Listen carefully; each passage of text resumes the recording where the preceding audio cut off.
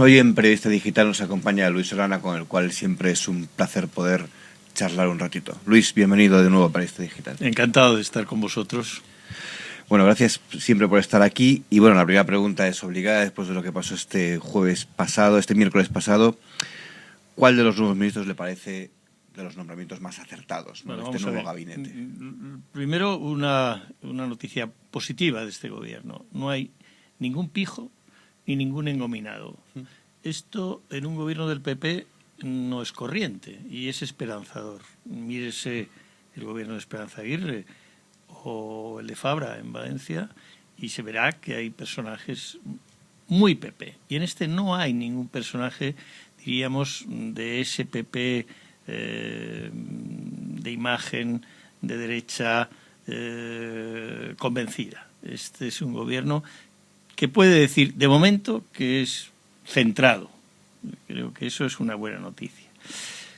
La noticia menos buena, y ya voy entrando a analizar a los ministros, es que no haya un vicepresidente económico. Se colocan dos pesos pesados, uno para el control del gasto y otro para el control de la filosofía económica. No lo sé, pero les deseo a los dos muchísimo éxito, pero me produce una cierta inquietud que no haya uno que sea algo más que el otro, porque los debates en un momento como este, que se necesita tomar decisiones tan duras y tan crudas y tan rápidas, hombre, hubiera preferido. Es verdad que Rajoy se reserva algo inusual, la presidencia de la Comisión de Asuntos Económicos. Para él. Que eso no tiene precedentes. Ningún presidente del gobierno se ha reservado nunca, jamás, ninguna comisión específica, sino el Consejo de Ministros. Pues este se ha reservado eso. Quiere decir que supongo que él intuye, como yo, que que dos personajes de semejante peso en dos carteras tan parejas en la finalidad, pues puede generar algún problema. Bueno, pero quizá no le ha dado más peso a uno que a otro precisamente por eso, para que la decisión, llegado el caso, sea el mismo, ¿no? El que diga aquí y ahora, ¿no? Sí, como insisto, solo deseo que tengan suerte por el bien de todos los españoles, pues a lo mejor es lo que tú dices, pero en principio y sobre el papel es el único punto que a mí me inspira una cierta inquietud.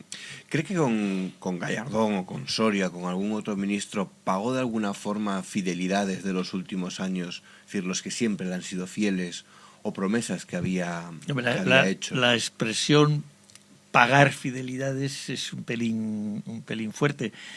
No soy partidario de Rajoy ni del PP, pero yo creo que cuando se hace un gobierno, eso de pagar fidelidades, no me gusta mucho la expresión, vamos, sinceramente. Lo que sí ha hecho es confiar en fieles, lo cual me parece absolutamente lógico y que no se puede poner un pero. Pues no nos olvidemos una cosa, Rajoy está vivo políticamente casi de milagro. Es decir, ha tenido ataques de sus filas, de los medios de comunicación afines, etcétera, durísimos. Por lo tanto, es muy lógico que él diga, hombre, a la hora de hacer un gobierno para administrar este momento tan difícil de España, voy a buscar a aquellos que a lo largo de estos años no han intentado buscar otras figuras para dirigir el partido, sino que siempre han confiado en que yo acabaría por salir presidente, como así ha sido. Y también se ha mencionado que incluso, decía al principio, que no hay ningún típico ministro muy popular o muy de derecha aférrima. Se ha llamado la atención también uno de los ministros que ha trabajado incluso en Prisa, que es el ministro de Educación, Cultura y Deporte, y quizá ese sea el que más ha llamado la atención desde el punto de vista de las filas del Partido Popular, es decir, porque es un hombre que no está tanto en la derecha como si en el centro, en la izquierda, ¿no? Es cierto, José Ignacio Bert, con el que he coincidido en algunos medios de comunicación, en tertulias, porque es un magnífico comunicador, otra cosa no, pero lo demás no lo sé, lo que piensa sobre la educación y eso no lo sé, pero luego que es capaz de analizar las cosas con mucho acierto y mucha habilidad y mucha gracia y tal, eso, vamos, no queda la menor duda. ¿Es sorpresa? Pues, hombre, para mí lo ha sido. Para mí lo ha sido.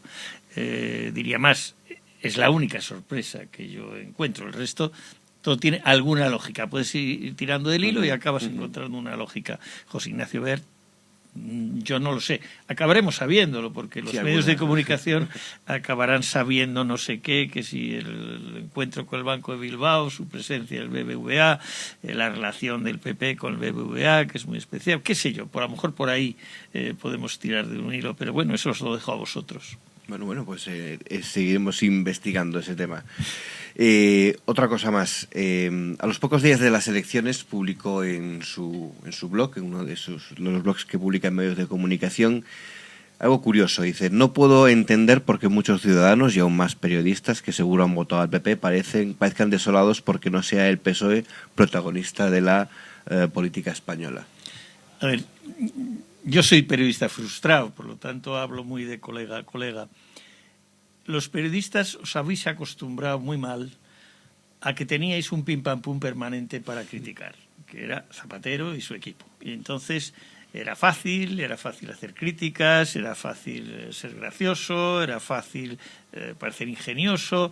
Es decir, no ha habido periodista que no haya conseguido algún éxito a costa de darle un palo a Zapatero. Cuando eso desapareció, hubo una sensación de vacío, y como Rajoy ha tardado bastante en tomar decisiones, que no dudo que son los tiempos constitucionales y legales, pero ha tardado, claro, yo notaba muchos medios de comunicación con una sensación de que, ¿ahora qué digo? Entonces, creo que es un momento en el que va a costar en general, y sálvese quien pueda, y lo vamos a ver, en los medios de comunicación, llamémosle conservadores, entre los que os incluyo a vosotros, naturalmente, os va a costar un poquito acostumbraros a que Zapatero ya no está.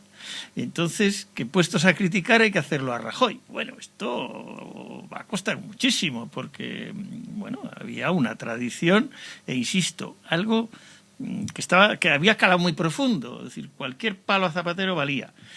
Ahora vamos a matizar ya un poquito, porque las cosas son más complejas. Pero sí es cierto, y lo dice en sus escritos, viene a decir como que el PSOE hay mucho más debate, o se da mucho más debate que en el Partido Popular, por ejemplo. Son mucho más dados al debate, al debate público incluso. Bueno, voy a ir más allá. La izquierda debate siempre más que la derecha. La izquierda genera líneas distintas de pensamiento con una gran facilidad. Hay más creatividad política en la izquierda que en la derecha. Desde luego en España, clarísimo. Bueno, ¿cómo es posible que después de 40 años de franquismo aquí no haya extrema derecha? Eso no se lo cree nadie. La hay. ¿Pero dónde está? En el PP. Por eso he subrayado lo primero, que me ha parecido una noticia buenísima, que no haya ningún engominado, ningún pijo, ni estoy esperando a ver qué abrigos llevan, que no lleven loden, vamos a esperar. ¿Por qué? Porque están ahí. Que no los haya incorporado Rajoy, parece una noticia buenísima, pero que están, es cierto. Por lo tanto, esto que ha sido así siempre, va a seguir siendo ahora, y probablemente más con las derrotas. La izquierda tiende a fraccionarse mucho más, tiende a quejarse mucho más. En la derecha ha habido corruptos, yo creo que más que en la izquierda. Pero bueno, es un tema opinable. Yo creo que más. No ha habido el menor castigo electoral. El menor.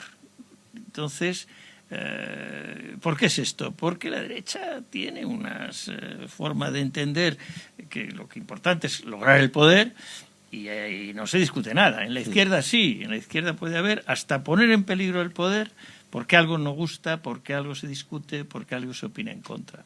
¿Cree que se pudo llegar a poner en peligro ese poder o ese gobierno de Zapatero desde el propio entorno del presidente en un momento determinado? Bueno, primero, Zapatero ya no es el presidente. No, cuando lo era, me refiero, porque me llama la atención que siendo el presidente del gobierno, que cuando uno es presidente del gobierno, todo el mundo de su partido por lo menos le aplaude o le ríe las gracias. ¿Cree que se pudo poner solfa ese liderazgo y que por ello fuera una de las razones por las que, bueno, pues fue perdiendo fuelle, ¿no? Con Zapatero se ha dado una historia que, sin contradecir lo que acabo de plantear, es decir, que en la izquierda el fraccionamiento se da mucho más que en la derecha, con Zapatero ha habido una prudencia enorme en no complicarle las cosas desde las propias filas. Pero la crítica existía. La crítica existía y se hacía, la hemos hecho solapadamente, pero jamás en público, jamás. ¿Por qué?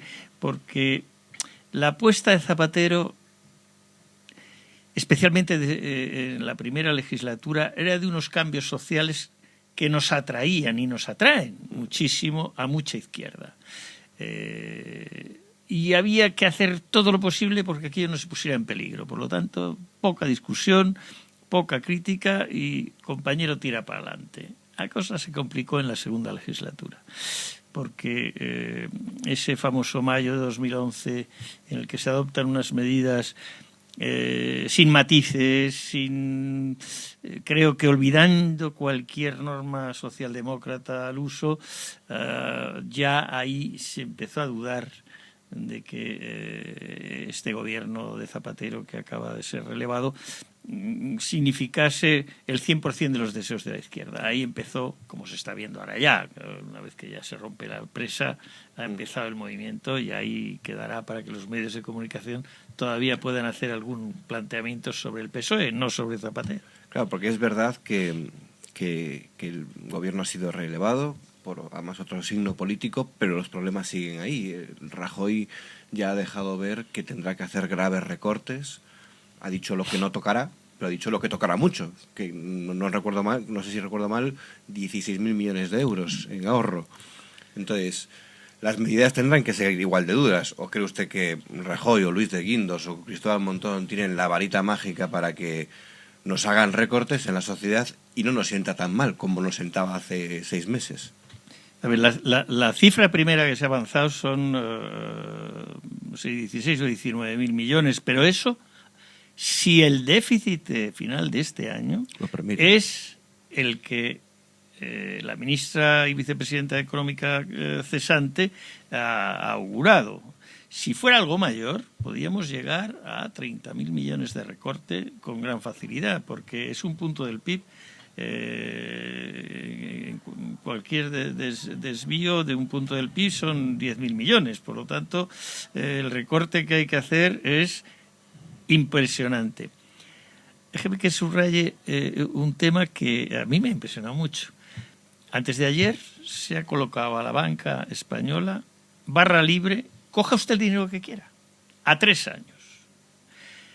Bueno, cuando una economía como la española, que el gran problema no es la deuda del Estado, que lo es, sino la deuda de las familias y de las empresas, que es mucho mayor que la media europea, claro, si te dan barra libre al sistema financiero, tendría que haber habido un suspiro de alivio general. Pues no. El coste de la deuda española subió al final del día. Empezó bajando a 300 de diferencial y pasó a 330 muy poco después. Es decir, es que el problema que tenemos delante todos, y el gobierno en particular, obviamente, es de una magnitud que yo creo que por falta de coordinación entre el PSOE y el PP durante estos últimos años, no se ha explicado bastante a los españoles. Es que no podemos seguir así. Por lo tanto, los recortes no es que vayan a ser fuertes, es que van a ser fortísimos. Claro, pero como socialista, ¿usted cree que ahora esa falta de comunicación entre el gobierno y la oposición, que ahora se han invertido los papeles, cree que mejorará? ¿Cree que...? Absolutamente seguro. ¿Sí? Absolutamente seguro que va a mejorar. Yo creo que el portavoz provisional, pero en fin, en ejercicio en este momento, Alfredo Pérez Rubalcaba, lo dijo en la sesión de investidura. Simplemente va a haber que tener cuidado con determinadas líneas rojas que no deberá pasar este gobierno, de cortar determinados servicios, determinadas prestaciones, e incluso se le pedirá que antes de cortar esas cosas pues suba determinados impuestos. Yo creo que eso será el único límite que el PSOE está obligado, y yo me siento muy orgulloso de pertenecer a ese PSOE, que puede decir recortes los que hagan falta, porque este país, si no, no funciona, sencillamente quebramos. Pero cuidado que determinados servicios en sanidad o en educación, cuidado no tocarlos. Hasta en el tema de las pensiones yo creo que tendríamos que decir algo. ¿Por qué se dice no se toca la rectificación de las pensiones por el aumento del coste de la vida que ha dicho el Partido Popular? Y yo me pregunto, oiga, matice un poco. Hay pensiones de 500 euros y hay pensiones de 2.000. Podría usted haber matizado. Esos matices son los que creo que el Partido Socialista tiene que hacer hincapié ahora, porque el recorte, la dureza, es para todos, pero hombre, un poquito más a los que tienen más. Por ejemplo, una línea roja ahora que habla de la sanidad es el copago que quieren instaurar ahora mismo en Cataluña. Por ejemplo, se ha oído hablar de que cada vez que va uno a urgencias tendrá que pagar 20 euros, por ejemplo. Han hablado de 1 euro, me parece, por las medicinas y sí, pero luego los 20 euros no lo vi. Es igual. Pero fíjese, es exactamente eso es donde yo llamaría a mis compañeros diputados socialistas a que dijeran, oiga, eso no. Es que no es lo mismo cuando, y perdón que no es demagogia, no es lo mismo cuando Botín va a la farmacia que cuando va un parado de la construcción. Vamos a ver, para no que se diga. No es lo mismo si yo voy a la farmacia que si va la asistenta que viene a mi casa. Es decir, no tiene sentido que se les trate igual, porque la capacidad adquisitiva es distinta. Ahí yo creo que es un punto donde todos debíamos generar un consenso nacional. Recorte sí, pero hombre, por favor, algún matiz. Pues está bien saber todas estas cosas y apuntarlas, porque así podremos ir viendo cómo se desarrolla este nuevo gobierno. Las medidas que sí tendrá que tomar son inevitables. Una cosa más, ¿qué le parece el manifiesto de mucho PSOE por hacer? Este grupo de varios socialistas han rubricado. Bueno, yo lo he leído, hay cosas interesantes. Yo creo que yo no lo he firmado, ni he pretendido firmarlo, ni lo firmaré. Es decir, yo creo que es prematuro un posicionamiento cuando, vamos, todavía cuando sale el documento está casi debatiéndose la investidura de Rajoy. Es decir, hubiera esperado un poquito más pausado, no tanta prisa. Pero bueno, tienen todo el derecho y ahí está. Y es un papel, indudablemente, pues que permite debates. Porque sí es cierto, claro, dice que salió casi cuando estaban todavía allí en el Congreso de los Diputados en el debate de investidura. Con el cuerpo de zapatero caliente, vamos, por buscar un símil. Claro, pero bueno, cuando un líder se va hay que poner otro, porque sí es verdad que existe cierto nerviosismo en qué va a pasar con, bueno, es un partido político que quizás sea muy manido esto, pero son más de 7 millones de votantes, 110 escaños, es decir, es una parte política de nuestro país básica, ¿no? Absolutamente de acuerdo. Yo creo que,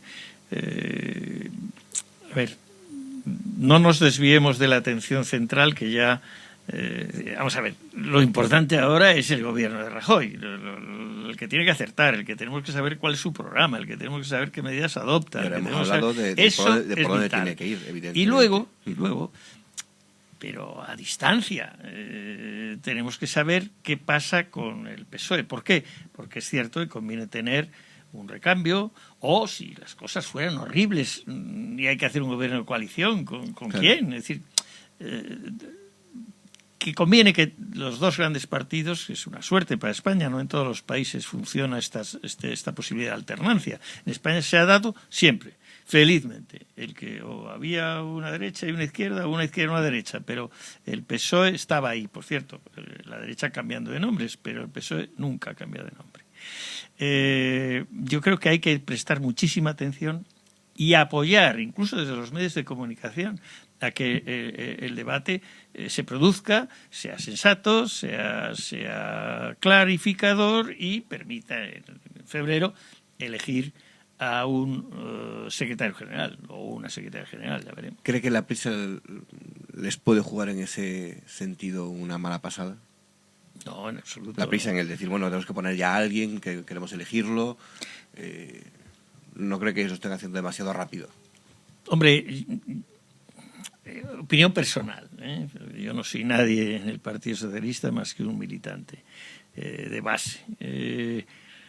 Yo hubiera aguantado más tiempo con Alfredo Pérez Rubalcaba como responsable y no convocar en febrero el Congreso, porque creo que un poquito de serenidad hubiera venido bien. Yo creo que Rubalcaba es un portavoz que sabes que no te va a generar ningún problema, que no va a complicar las cosas, que va a intentar facilitar que el partido, dentro de esta política de vigilar líneas rojas, no va a complicar las cosas al gobierno de Rajoy. Por lo tanto, yo hubiera seguido con Rubalcaba algo más de tiempo. Quizás esa sea la clave, serenidad, para unos y para otros, ¿no? Sí, y para lo que nos espera por delante, a ver cómo este 2012, que esperemos que, seguro, que será un poquito mejor que 2011. Yo no lo creo, pero bueno. Vaya. Yo creo que el año va a ser malo. Este 2012. Va a ser malo. ¿Por qué? Pues porque todas las medidas de ajuste se van a producir acumuladas en muy poco tiempo, precisamente en el 2012. No hay tiempo para más. Es decir, o el BIS 12 se adoptan todas las medidas de recorte para ajustar la economía a la realidad de nuestra capacidad de endeudamiento, o no salimos de esta. Por lo tanto, para los ciudadanos de a pie, el 12 va a ser malo. Las cosas como son. Bueno, pues que sea por una buena causa, que sea por una buena razón. Eso sí, un poquito para que nuestro futuro sea mejor y no caigamos otra vez en estos errores.